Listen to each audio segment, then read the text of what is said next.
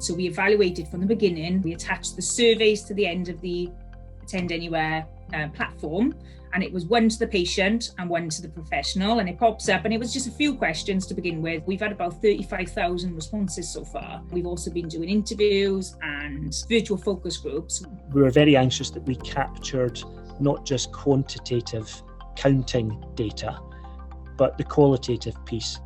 How did this feel? How did it feel to clinicians? How did it feel to patients? Just by taking that research-led approach, which I haven't done before in an IT program, provided us with learning very, very quickly. It was like taking the pulse every week and doing a health check.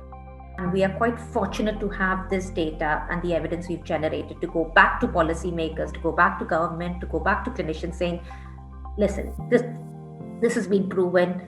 This is what it's going to be like, give it a go and be confident that it'll be good for your patients.